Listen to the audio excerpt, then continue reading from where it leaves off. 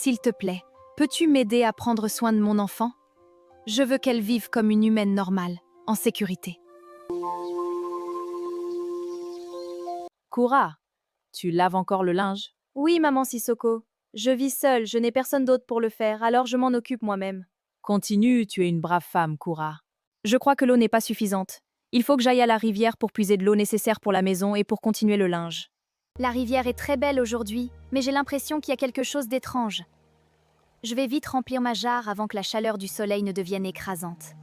N'aie pas peur. Je m'appelle Zarawata, je vis dans ces eaux et j'ai besoin de ton aide. C'est une urgence et j'espère que tu ne me refuseras pas cela. Comment t'appelles-tu? Je m'appelle Koura. Koura, s'il te plaît. J'aimerais que tu prennes soin de ma fille pour qu'elle puisse vivre une existence humaine normale. Je ne peux pas tout expliquer, mais tu es la seule capable de faire cela. Mais je ne peux pas faire ça. Je viens du village et tout le monde sait que je n'ai pas d'enfant. Ma fille est en danger et je ne peux pas tout expliquer. Je n'ai pas choisi n'importe qui. Je te vois tous les jours venir remplir de l'eau dans cette rivière. Aide-moi, s'il te plaît. Mais promets-moi une chose. Fais en sorte que ma fille ne touche jamais la rivière. Merci, Koura. Merci infiniment. Je prendrai soin de lui. Koura ne savait pas que sa vie allait basculer à jamais à partir de ce moment. J'ai oublié ma jarre. Mais si ta mère a décidé de te confier à quelqu'un, c'est sûrement parce que c'était une urgence. Nous allons rentrer au village. Dorénavant, tu seras mon enfant. Mais qu'est-ce qui se passe? Koura est partie à la rivière il y a 30 minutes et maintenant elle revient avec un enfant. Je ne comprends plus rien. Elle n'était même pas enceinte. Et puis elle n'a pas de mari. Mais Koura est passée devant nous il y a seulement quelques minutes. Comment se fait-il qu'elle revienne avec un enfant? C'est très étrange. En plus, elle est calme et elle vit seule, cette femme. Oui, c'est bizarre. Très étrange. Je crois que je vais rester enfermée dans la case pour le moment. Les gens sont en train de parler. Comment allons-nous vivre? Je n'ai ni lait, ni argent, ni appui, ni soutien pour t'élever, mon enfant des eaux.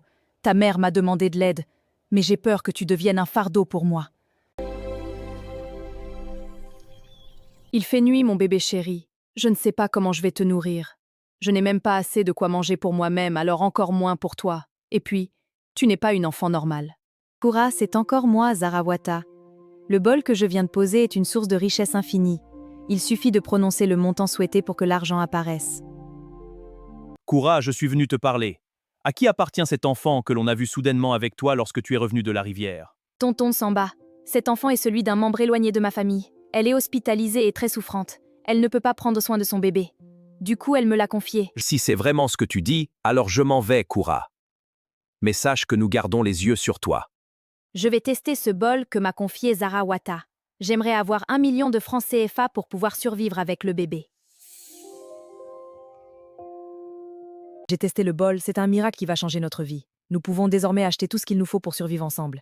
Mais cette nouvelle richesse devrait être justifiée car les villageois ont les yeux sur moi. Sinon nous serons perçus comme une menace.